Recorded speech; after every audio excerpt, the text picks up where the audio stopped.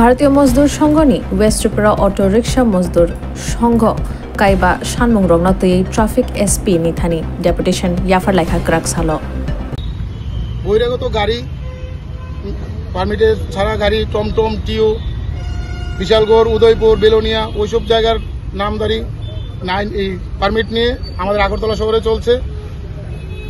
DM থেকে এবং transport department থেকে একটা মাইনাস বেরিয়েছিল যে বটতলা যানজট মুক্ত রাখতে হবে।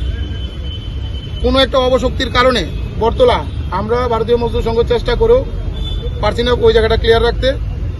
তাই আমরা এসপি সাহেবের কাছে এসেছিলাম যে আমরা সর্ব সহযোগিতা করব। কি কারণে বটতলাটা পরিষ্কার হচ্ছে না তা আমাদের দেখার তো বিষয় আছে।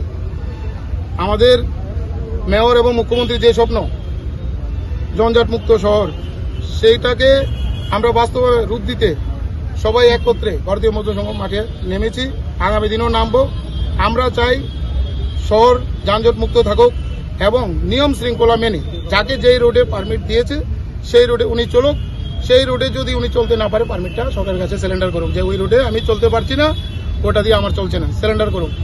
আরেকটা আপিল সরকারের কাছে করব, একটা রোডে অন্তত যদি 200 গাড়ি চলার মতন হয়, সেই রোডে এখন 150 গাড়ির মতন 1500 মতন হয়ে গেছে। আপনারা আপাতত পারমিটটা বন্ধ রাখুন। ই রিক্সা, ইলেকট্রিক জাতীয় রিক্সা, এপি, টমটম, বাজাজ, ওইগুলা কিভাবে আমাদের যতটুকু জানা আছে সরকার আমাদের কর্পোরেশন এরিয়ায় রেজিস্ট্রেশন বন্ধ করে দিয়েছে। তারপরও একটা বিগত দিনের অপশক্তি যা এখনো রিগেলসে রয়েছে বাম কংগ্রেসের আমলের, ওরা একটা নেটওয়ার্ক করে শোরুম খুলছে, ওইগুলা বিক্রি করছে। সরকারের গোচরে আমরাও নিয়েছি। পরিবহন মন্ত্রীও আমাদের আশ্বাস করেছে যে এইগুলা আগামী দিন বন্ধ হবে। আজকে কি মানে গাড়ি যে কথা দেখলাম আটক করে রাখা হয়েছে, কি গাড়ি? এপি গাড়ি আটক করে রাখা হয়নি, রেজিস্ট্রেশন যারা ছাড়া নাই। অ্যাকচুয়ালি আটক করে রাখা হয়নি। জিজ্ঞেস করা হচ্ছে যে দাদা আপনার বাড়িটা তো বিশালগড় উদয়পুর, তো আপনি কিভাবে আগরতলা শহরে পরিষেবা দিচ্ছেন? আপনি যে গাড়িটা নিয়েছেন তো ওই জায়গার লোকের পরিষেবা দেওয়ার জন্য, আপনি কিভাবে আগরতলা শহরে গাড়িটা চালাচ্ছেন দাঁড় করিয়ে জিজ্ঞেস করা হচ্ছে। আটকানো হচ্ছে না। আটকানো আমাদের কাম না, আটকানো কাম প্রশাসনের। আমরা আরেকটা আপিল রাখবো প্রশাসনের কাছে, সরকারের কাছে।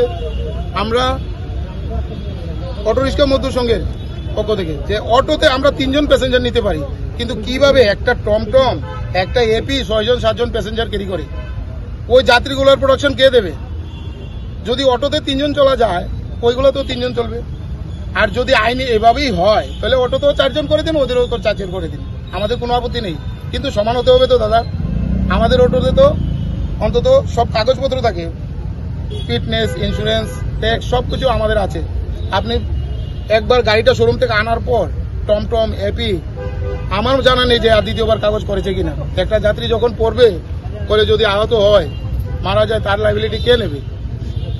তাই আমরা আপিল করছি ওইগুলাই বন্ধ করবো। এসপির সাথে কি দেখা করতে পেরেছেন? এসপি সাহেব আমাদের বেদনা এসে শুনতে পেলাম, উনি হায়দ্রাবাদে গেছে একটা চিকিৎসার কারণে।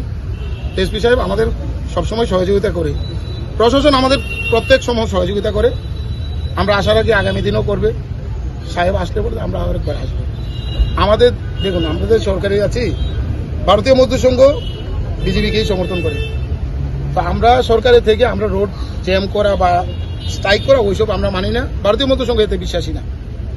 আমরা চাই মৌলিক অধিকার আমাদের যেটা, সেটা কথাবার্তার মাধ্যমে বলবো। নয়তো আমাদের শ্রমিক আছে 40,000, আমরা এসেছি 60-70 জন, প্রত্যেক শাখার সেক্রেটারি, প্রেসিডেন্ট এবং কেশিয়ার, ওদেরকে নিয়ে এসেছি, যারা ওনার আশ্বস্ত হয়েছে সরকার প্রশাসন ওনার কথাটা শুনেছে এবং ব্যবস্থা নেবে। আপনার নামটা? আমার নাম শঙ্কর।